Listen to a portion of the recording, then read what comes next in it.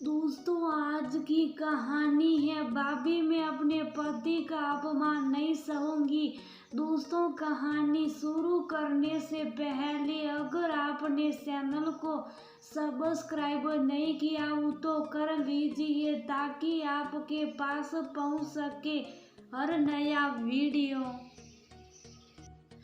माना कि मेरे पति उतना कमाते नहीं और आप लोगों के मुकाबले नहीं ठहरते, लेकिन अब उनसे मेरी शादी हो चुकी है और मैं अपने पति का अपमान बर्दाश्त नहीं करूंगी। एक ही सांस में कहकर प्रिया ने थोड़ी देर सबको देखा, फिर चुपचाप अपने कमरे में आकर लेट गई।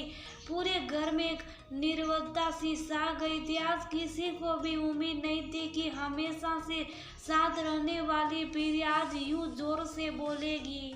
दरअसल प्रिया की शादी एक निम्न मध्यम वर्गीय लड़के प्रशांत से हुई थी, लेकिन वह लड़का प्रिया को अपनी अच्छी आदतों की वजह से पसंद आने लगा था। सीधा साधा प्रशांत प्रिया को पहले दिन से ही बहुत प्यार करता और बहुत ही ख्याल रखता था, जो प्रिया को बहुत अच्छा लगा था। दरअसल प्रिया की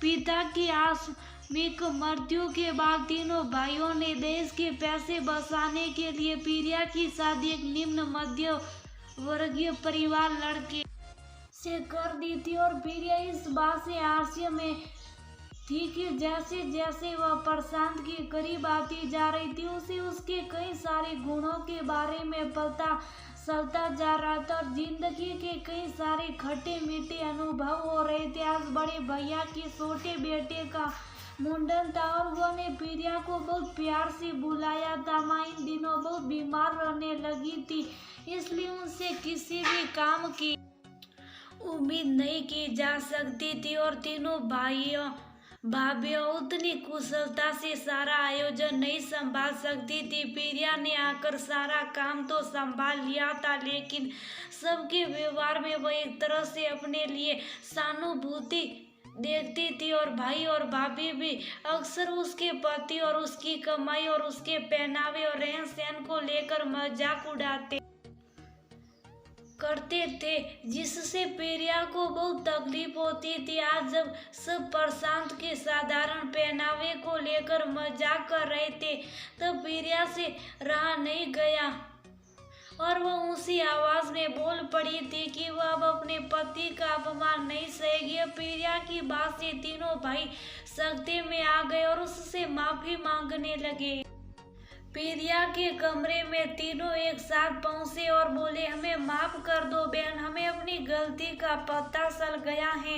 अब हम प्रशांत को कभी नहीं सुनाएंगे और ना ही उसे अपने से नीचा समझेंगे। हम सब मिलकर इस परिवार को एक आदर्श परिवार बनाएंगे जहाँ बेटे और बेटी सब में बराबर प्यार रहता और दामाद व बहू का भी। छोटी भाभी बोल पड़ी तो बड़े भैया कुछ ज्यादा ही अफसोस जताते हुए बोले कि छोटी, अब मैं अच्छी तरह समझ गया हूँ कि जैसा मेरी पत्नी की इज्जत मुझे प्यारी है, साथ ही वैसे ही तुम्हारे पति का भी सम्मान तुम्हें चाहिए। अब तुम्हें हमसे कोई शिकायत नहीं होगी।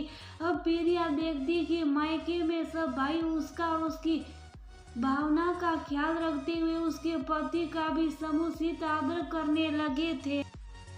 तो प्रत्युत्तर में प्रिया और प्रशांत भी सबके साथ घुल मिलकर रहते और जरूरत के वक्त एक आवाज पर चले आते थे।